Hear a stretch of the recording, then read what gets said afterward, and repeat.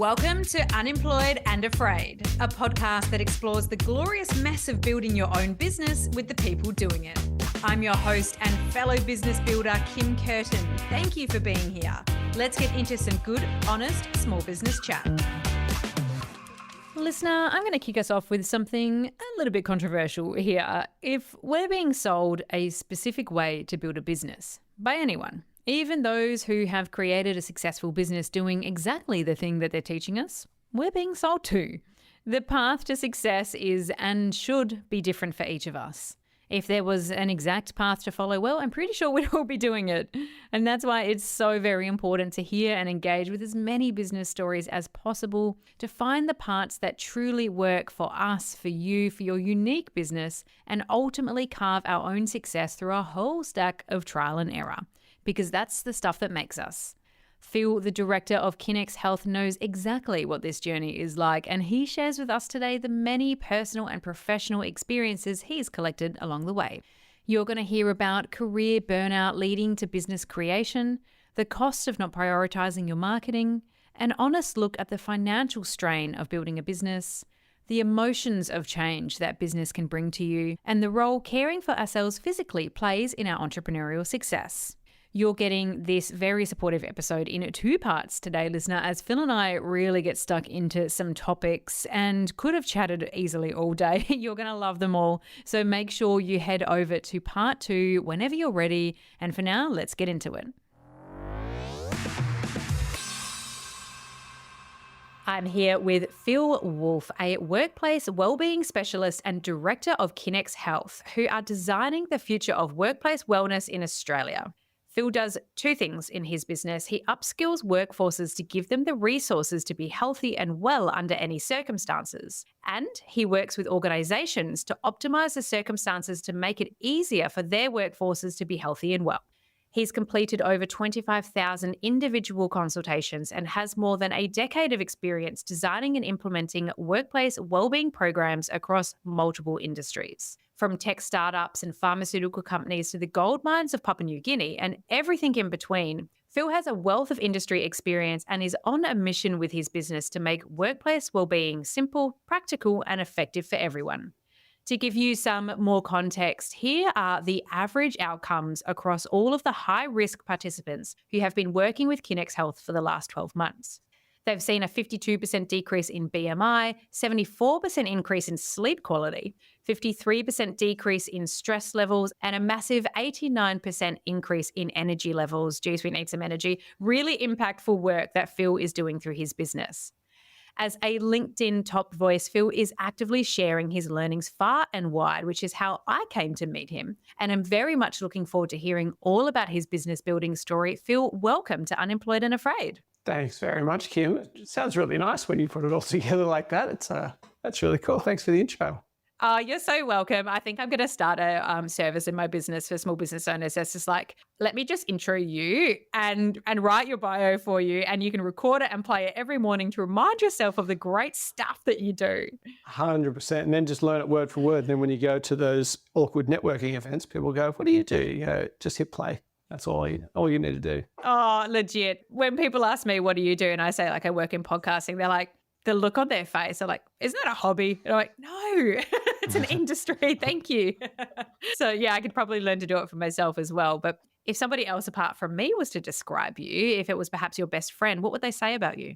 I come from a football background. So if I was to ask my best friends to describe me, I don't think we'd be able to say it on air. But that's kind of the love language of the way I grew up. But I think probably what I would like them to describe me as is supportive and kind. I think those are two of the most important things that you can be as a friend, as a partner in any sort of relationship. And I actually did cheat a little bit, and I asked my partner this question because I knew it was coming up. I won't repeat everything that she said, but supportive and kind and communicative were the main themes. And also something that really struck a chord with me was she said passionate but calm as well, which when I think about it is a balance that I think I actively try and strike that. Having passion for something doesn't necessarily need to mean that you throw that in people's faces or that you're on edge all the time or or redlining. So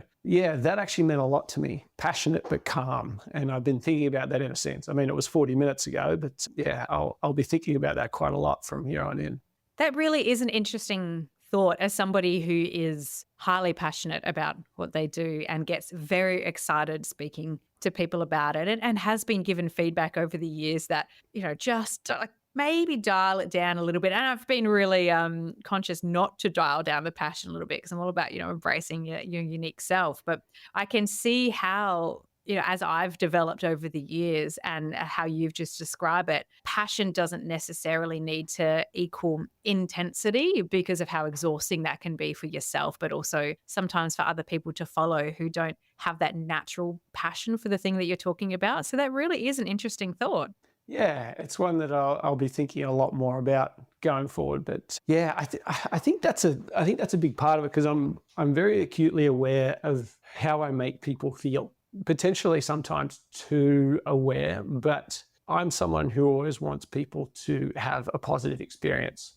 I think that's just the way I'm wired, but also it's practical as well, because if people are having a positive experience in a business relationship with me, in a friendship relationship, whatever the case may be, they're going to act more positively towards me. They're going to want to spend more time with me. We're going to get a lot more out of that relationship. Both of us are going to benefit. So being aware of that and actively trying to contribute positively to that, I think it's a big part of what I do. So I don't want to be taking energy from people. I want to be giving it wherever I can. So that's a big part of that. I like that. I might put that on a post-it and just add it to the wall here. I like that a lot. So getting to the place that I talked about in that upfront there, this business idea that's thriving, that's supporting a lot of people, how on earth did you end up at that stage? What brought you to the idea? He's been very, very interested in health and well-being. My father was a PDHPE teacher and he was a professional NRL player. So health and well-being was a huge focus in our house.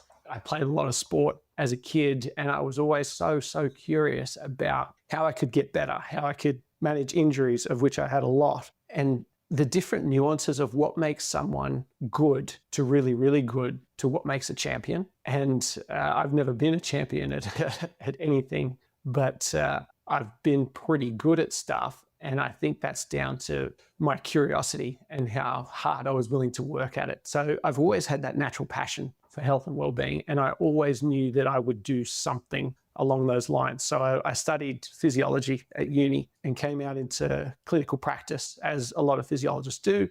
And I was working personal training some people and also working with people with chronic illnesses and injuries.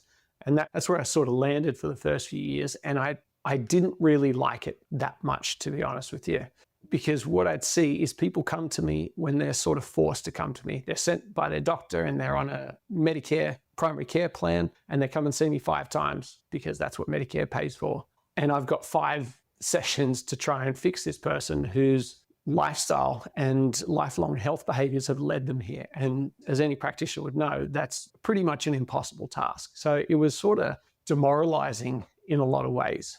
As I was searching through different jobs and roles and different ways to approach physiology in particular, I stumbled across workplace wellbeing, started doing it for a large corporate, and that was more your sort of health checks, and it was about data collection and show us the health of our workforce. That's kind of what corporate health was back then, as it was called. But I saw this opportunity to access a really wide group of people at all different stages. So some of them were sick, some of them were injured, but some of them were not quite yet. Some of them were sort of middle of the road. Some of them were doing really well. So you have this captive audience that you can really make a huge difference with. Not just come in and see me when you get type 2 diabetes and I'll fix you in 5 weeks. It doesn't work that way. So I started working for a boutique company that was doing exactly that. And they were mostly on mine sites and train depots and factories and things like that. And I absolutely loved it. I thought it was the most important thing that I could do. And I got the job, and then 2 weeks later, they sent me up to North Queensland to work on an underground coal mine, a place called North Goonyella, which is about 4 hours inland of Mackay. And I don't know how much you know about underground coal miners in North Queensland, but they don't give a shit about their health. So that was a very, very interesting set of circumstances to find myself in as someone who was pretty fresh, well, absolutely fresh to this industry. But that was sort of a baptism of fire. And I had to figure out how to make people who don't care about their health care about their health. And that was one of the most important and informative experiences of my career still to date. It was fantastic. I was there for a year, then went to an underground zinc mine in Tasmania in the winter, by the way, which was horrendous. Then moved from there to Queensland again. I was working with rail yards, manufacturing and drivers. And then I got the opportunity to go over to Papua New Guinea to work on a gold mine on one of the islands over there called Lahira Island. And it's such a beautiful place. Obviously very flawed in a lot of ways, all of which we experienced over there. But we had a group of 6,000 workers, mostly nationals, on this island, all working together. And myself and my team, a team of 9 or 10, we had to figure out how to reverse the declining health and well-being that we were seeing, because the chronic illness and injuries over there was just running absolutely rampant. The diabetes rate was enormous. In the people that we saw, it was getting up to around 20 to 25% of the population, which is just crazy, predominantly undiagnosed. But the impact that we were able to have in the 18 months that I was there was amazing. It still makes me feel really, really good to this day, the work that we were able to do. And I felt like what I was doing was making a real difference. Unfortunately, towards the end of that, I suffered what I now recognize as burnout. To give you a little bit of context, I'd work between 16 and 24 days on. So there's no breaks within that time. You fly in, you get there at 10 o'clock at night, you're on site by 5:30, 6 o'clock next morning, and you're back in your bunk by about 6:30, 7 o'clock that night. So typically between 10 and 14-hour days, anywhere from 16 to 24 days in a row. Then you'd have 8 to 12 days off, and then you'd do it again. And you'd do that for 18 months. You don't need a genius to tell you that that is not overly sustainable.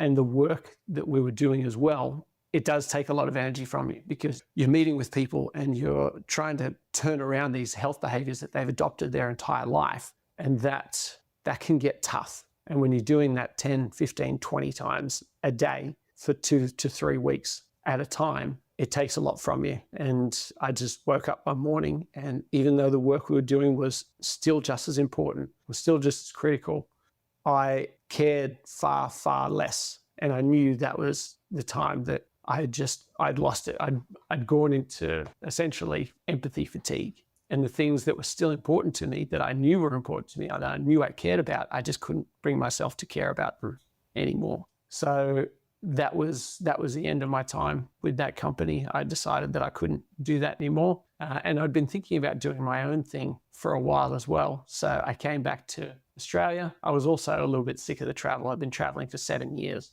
I hadn't been home for longer than 2 weeks in 7 years. So it was time to come back. And then I started Kinex Health, and that was about 7 years ago now. So that's sort of the journey of how I ended up here. And I knew I always wanted to work for myself. I always wanted to be an entrepreneur. I mean, when I was a kid, my first job, I guess, was renting videos to my neighbors out of my mum's car.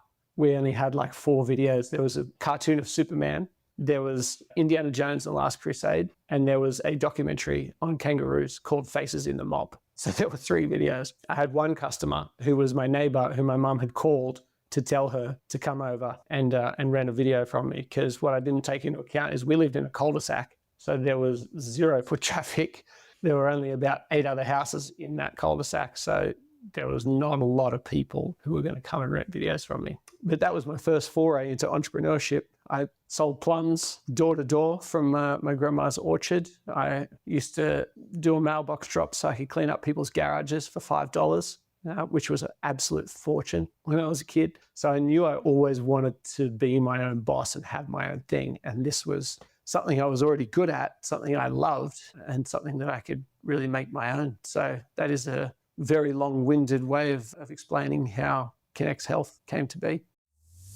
There are two truths about us business owners that both me and our incredible show partner Card Gift know to be true. The first one is that we are some of the most generous humans on the planet. Maybe that's because we regularly have to push ourselves into uncomfortable spaces, learn to problem solve like crazy, and through all of that we realise how impactful the generosity of others is. Whether that's people who've supported us directly through free advice and guidance, or indirectly by sharing their story and learnings on this pod. The second thing I know is we're also often stretched on time and headspace. So whether you struggle to find the perfect gift for your friends and family, have a last minute special occasion that you're not feeling ready for, or want to say thank you to your clients, team members or support team and still make it personal, Card.gift have got you, and here is how.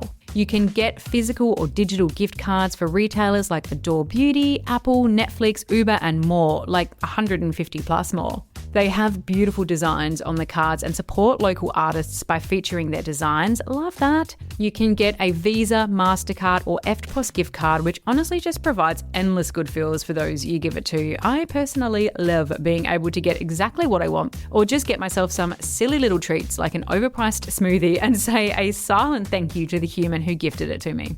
And you can even get hyper personal with them with a custom photo, a heartfelt message, or even a video message. And lastly, Card.gift are the loveliest of teams. From their co-founder Nick to their marketing team of Lexi and Tash down in Melbourne, they're hardworking and care about what they do, and I value their support of this show so much as it helps me to keep supporting you to thrive. So next time you're being generous, type Card.gift into Google and thank me later.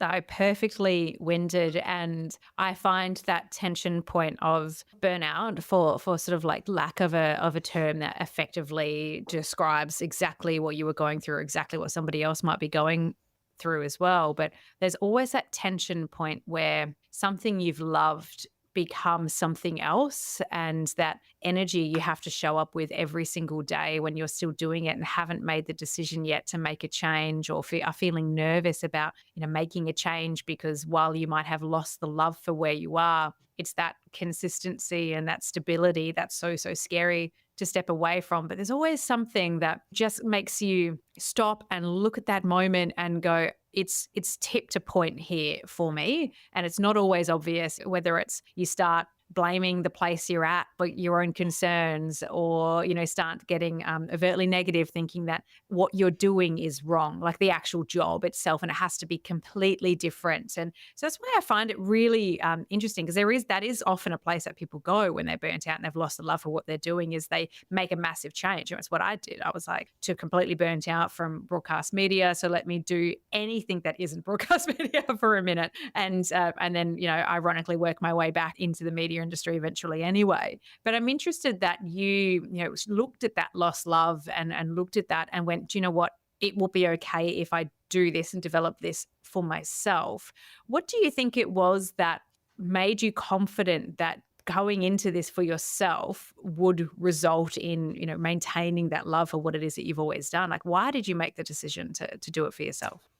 Yeah, it's a really good question. I knew that I had the skills to do it because I had been doing it. And the work that I was doing over the 6 or 7 years with the previous company, I was basically doing it myself. Like, I obviously had a lot of support and they were fantastic. The systems they had in place were really great. But I had very little contact with other people from the company. It's basically, here is the job, here is what we need you to do, go and do it, which I loved. I absolutely loved that. So for 7 years, I was doing it myself, obviously without all of the pressures of having to do business development and the literal endless list of tasks that come with being your own boss. But the work itself, I was already doing. So I think demonstrating to myself that I could do that, at least, that gave me a lot of confidence. And the fact that I had my partner, who is now a shareholder and director of the business, she's been in it from the start, the support level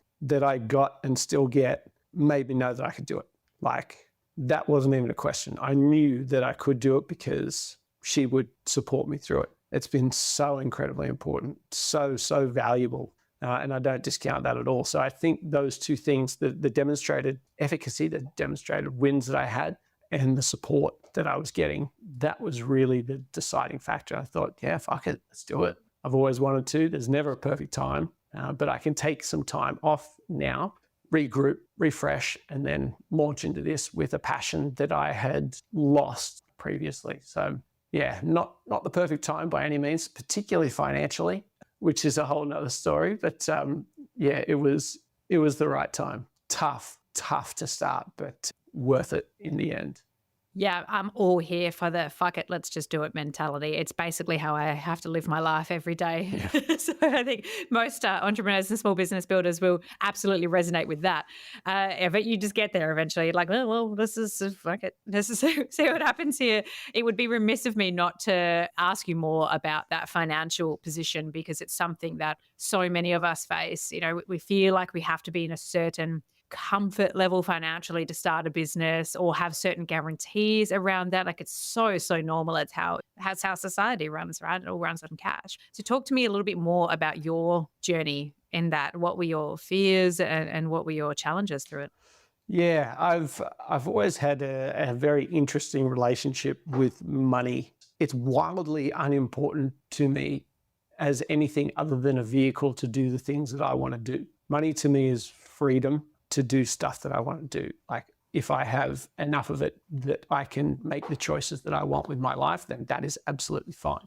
Now, I know, yes, the world runs on money and all that, but I suppose I don't have the respect for it that I guess I should, or a lot of other people do, or say that I should. So when I left my previous job, I had a little bit of savings. And when I say a little bit, I mean like a little bit. I had a couple of investment properties and shares, and all of my money had been going into that. So I wasn't very liquid. So when I started my own business, I thought, it's cool, I can ride this out for a few months and then we'll start making money, I'll start paying myself, it's all going to be fine. That is not how it went. We decided to bootstrap it, so didn't get any investment. We started the company with a couple of $1,000s to incorporate it, and then we borrowed money to buy or to build our own platform. So where we'd keep our data and do our bookings and all of that sort of stuff. And that's where all of the money went. So nothing into marketing, nothing into business development or any of that. And what I quickly realized was that marketing is everything. Like, getting your message right and getting it to the right people. That is basically all of it. So we spent a lot of time basically making hardly any money. Throughout the journey, I sold everything that I had. I sold my investment properties, I sold my shares, took up some part-time work with a friend. I was delivering fridges on the back of an $800 ute that I bought. Doing that in my spare time to make ends meet, to keep cash coming in, whilst we weren't making very much at all. And that took a lot longer than I ever could have anticipated. We're making bugger all for the first 3 years of the business. That was really, really hard, and I would not recommend that to anyone. I would recommend people go in with enough money to see them through at least the first 12 months of not making anything. If you can do that, that is ideal. Having said that, I'm here, like, we made it. Sorry, we haven't made it, but I've made it through that period. I don't think we'll ever have made it. It's all just the work. But that was really hard and really scary, and it weighs on you quite a lot. As much as I don't really like money, you friggin' need it. Like, you have to have it. So my advice would be really complicated here, because I would highly recommend people come in with enough cash to carry them through so they don't have that stress. But also, it's a real driver. Like, that'll get you up in the morning, not knowing whether you can pay the bills. That really gets you out of bed. So if you're waiting for that perfect time because you don't have enough money, just know that can really drive you, and that can actually be one of the things that makes you successful. But I get asked this all the time, would I do it again? It's a two-part question. Well, maybe a question with two sides of the same coin. Would I do things differently? Oh, hell yes, I would do things differently. I would do so much differently. If an entrepreneur says they wouldn't do anything differently, they were either extraordinarily lucky or they're lying. But would I do it all again? Yeah. If you told me now that I have to go back and I have to go through all of that hardship and all of that pain and all that stress and suffering, would I do it again? Yeah, 100%. I would. because that was, as tough as it was, that's also the good stuff. That's also the fun stuff. That's where you learn so much about yourself. That's where you're broken or made, I guess. That last couple of sentences that you just said actually really hit me in the feels. Like it's, I could feel it in my chest as you were talking, like that visceral experience of personal change and challenge that you go through those periods, and the person who comes out on the other end of that, regardless of the circumstance, regardless of what the business does, regardless of that, you are forever changed as a person. And it's almost an emotional reaction to think about that, because when you're in the thick of it, gosh, it hurts so very much. But then when you look back and go, wow, what have I been through, and who am I today, there's just that sense of pride and that almost power that comes from something deeper than you realize that you could access, to be like, I went through that and look who I am now. And I couldn't agree with you more that fear as a driver, when it comes to, oh shit, my runway is closing or it's closed, and what that brings you to challenge yourself in, the pitches that you will put into market, the emails that you will send to people that throw yourself out there, the way at a networking function that you will stick your hand out and introduce yourself to every single person with no fear, because you're like, I just have to do this. Like, I don't have the option to be comfortable here and just casually enjoy my day and hope that a business opportunity comes out of it. That is where so much gold is made. Like, that is what the entrepreneurial spirit is, when it's just like, I have to do this. My ego cannot get in the way of this anymore, which it does for quite a time, I would say. And, when you get started, you're like, oh, how do I do this comfortably? How do I do this safely? So yeah, I agree with you wholeheartedly that sometimes being in the hell is exactly what you need to become the person capable of achieving the business on the other side. But that doesn't help in the moment, because hindsight is such a beautiful thing. And so finding ways to hold faith and to maintain your energy through that is naturally going to be such an important part. What was your approach to being in the fire, being in the thick of it, having to show up and do whatever work that you can do to be able to make ends meet, while still thinking about how to grow the business, while still servicing clients? Through that, how were you maintaining your energy and your passion for it? Yeah, there's two parts to that. One is I always knew that what we were doing was worthwhile. I knew that it was important work, and I knew that it would work in the end. I just hadn't found the way through yet. So to me, that's the most important thing. I had purpose. It sits up here, and I'm always driving towards that. So I mean, it's the old Viktor Frankl quote, and I'm probably misquoting here, but a man can take any how as long as he has a why. And I always had a why, and I always knew that it was worth it. So that keeps you going. That keeps you going in a lot of dark periods. But also in the moment, I was building discipline. I'd like to think that I was a disciplined person. I did like to think of myself as a disciplined person as I was growing up, because I was very diligent with exercise and diet and that sort of thing. But that stuff, I realized, came easy to me. So that wasn't discipline. What did not come easy to me was what you were talking about before, pitching and putting myself out there at networking events and doing all the little things. So that required building true discipline. And I think of it as, I've got several different people in my head, and this might make me come off a little bit crazy, or some people might vibe with this, I don't know. But there's several different voices that are competing at any one time. And my natural inclination often is to want to chill out and to want to relax and enjoy myself and just sit on the couch and watch Netflix. I genuinely enjoy that. I love it.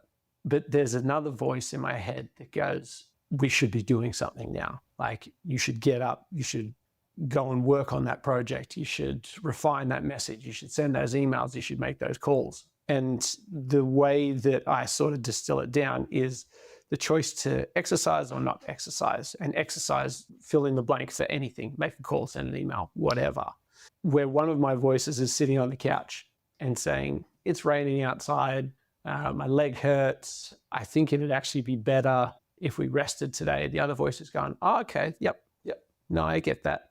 And I kind of twinged my hammy yesterday and it doesn't really feel that good and probably I should ice it. The voice is going, yep, cool. So I think we probably shouldn't go to the gym today. And the other voice goes, cool, okay, thanks for that. Now put your fucking shoes on and get out the door. Like, that's kind of the way I look at all of it. Cool story, bro, but it's got to get done. We got to do this. So just do it. That doesn't always work. And when it doesn't work, I know that, I'm cooked and I need a break. Most of the time, that's how it gets done. I know that doesn't work for everybody, and nor should it, but that's sort of the way it works for me. I completely relate to that and was definitely laughing because, my prime for comfort is so visceral some days. So I'm just like, well, what if I can just tuck into bed and whack on some terrible TV show that I don't need to watch and just really switch off and enjoy myself? And even on the days when I do that, there is always an element that's like, yes, but... I know you need rest, but are you choosing this to avoid the hard thing? What if you just spent an hour doing this? How would that impact you positively in terms of what you want to achieve with this business? And totally relate to those sneaky little voices that are both like hungry for the growth and hungry for the work to do it. Like, I get a lot of satisfaction from doing the work. And I find personally a lot of my anxiety releases when I'm creating, like when I'm making something, when I'm working. That is actually when some of that anxiety that I feel when I actually want to relax but can't actually gets relieved. But it's about learning to recognize when you actually are on the edge of like, I am cooked. I need to lay down. I need my brain to have some dum-dum time watching reality TV and a nice long sleep versus am I actually just avoiding something that's really, really hard? I do want to clarify that as well, because for most people, that's not the issue. For most people that I talk to, especially in my capacity as a wellbeing specialist, they're pushing too hard, like they're redlining, but they're often doing too much of one thing. When we look at people's priorities, and this is a really big one, whenever you ask someone their priorities, almost invariably, it's some combination of health and well-being, family, security, safety, the health and well-being of their family and friends, socializing, all of that sort of stuff. Work is never in the top two, at least. Then when we look at where people are spending their time and their energy, work is usually items 1 to 8. And then everything else comes after that, even family, even friends, even health and well-being. They're so far down the list. And people's actions are not expressing what their priorities, what they say their priorities are.